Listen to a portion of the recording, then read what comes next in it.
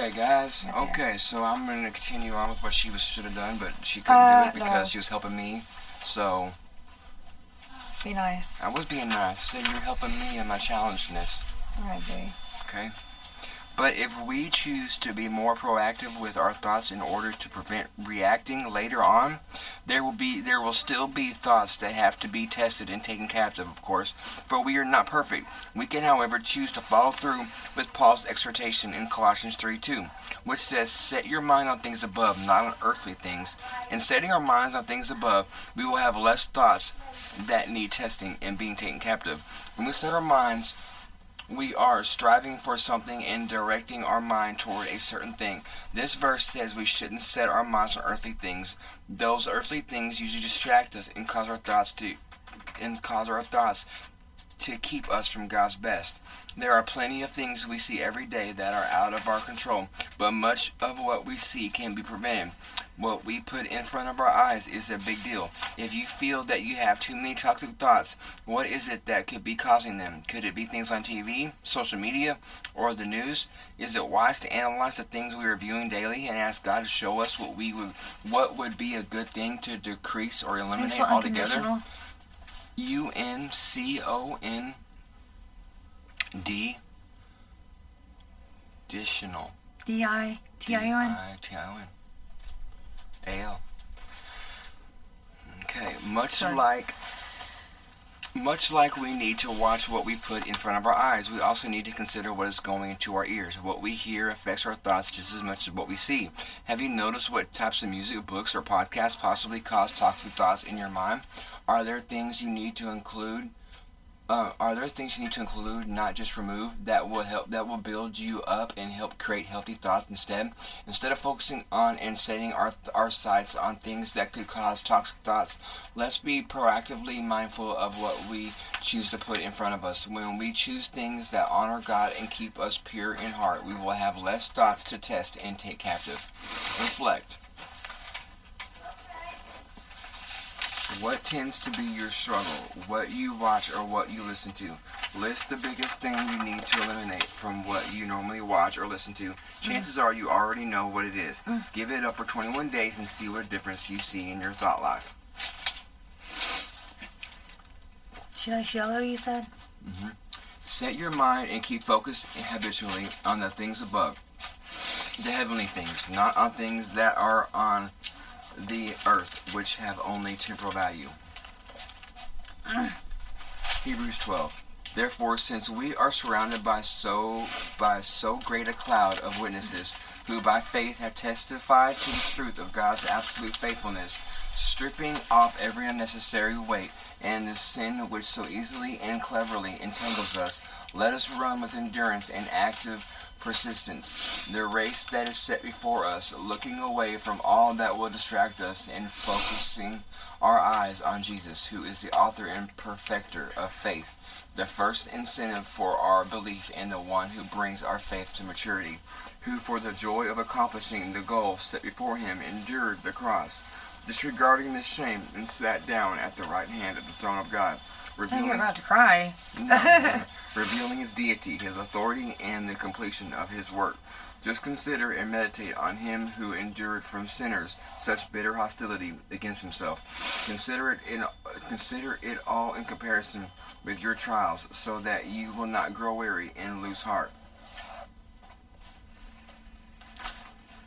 So yeah, that one today, man. Like, just our thoughts, man. Like, you know, it's not even, we can take away the social media, we can take away everything we want to take away, and all the things that go into our ears. But I think the main focus needs to be what to put in its place. You know, it's like things that we need to do instead.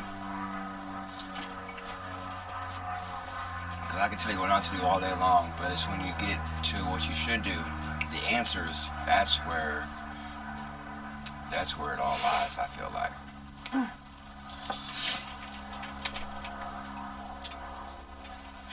But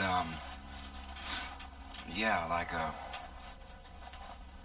I've been noticing myself think a lot more on like life after death, and and of heaven and stuff and what it's gonna be like to me, and it just excites me so much. Like I get so freaking excited, like it's crazy. Like I don't know. I think it's cool.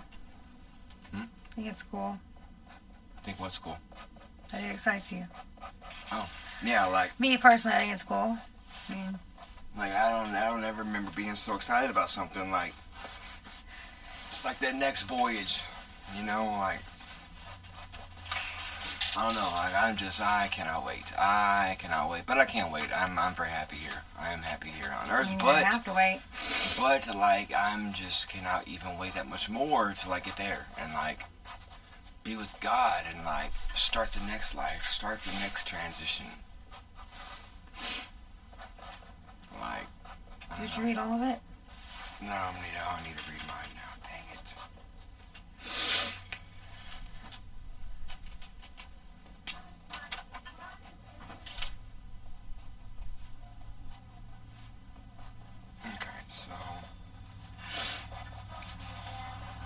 Now I'm at disabilities in the Bible. Disabilities in the Bible. And it's on the last one. Okay. Mm-hmm. Okay, Bartimaeus and advocacy. You're too loud. You're just too much, too needy. You're not worth it. Sometimes you're not the one disqualifying yourself. Sometimes a voice of negativity and defeat comes from external forces. Other people want you to be quiet and pretend you're fine.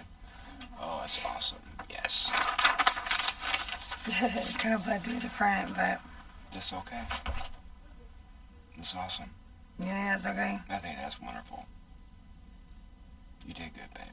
Yeah. You did real good. Okay.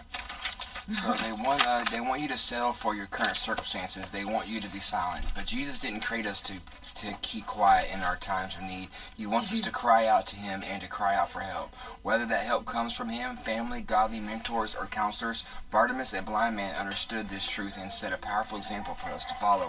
When Jesus was leaving a town, a large crowd followed him. They walked past a man named Bartimaeus who was sitting by the road begging for people's mercy and charity. Imagine if there were nothing you were allowed to do in your community just because of a visual impairment. That was where Bartimaeus found himself. When he heard that Jesus was near, he began to shout and ask Jesus for healing.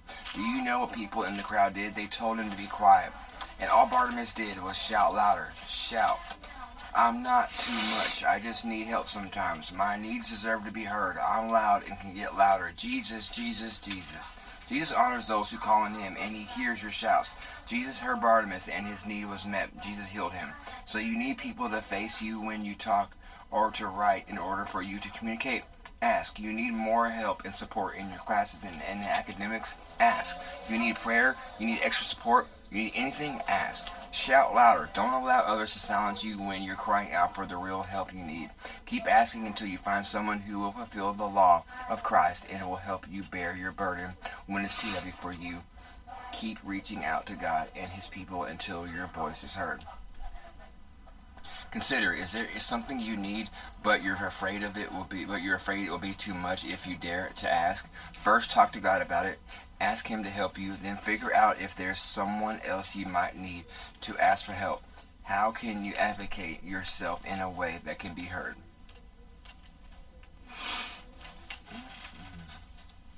Mark 10. Then they came to Jericho, and he was leaving Jericho with his disciples and a large crowd. A blind beggar, Bartimaeus, the son of Timaeus, was sitting beside the road, as was his custom. When Bartimaeus heard that it was Jesus of Nazareth, he began to shout and say, Jesus, son of David, Messiah, have mercy on me. Many sternly rebuked him, telling him to keep still and be quiet, but he kept on shouting all the more.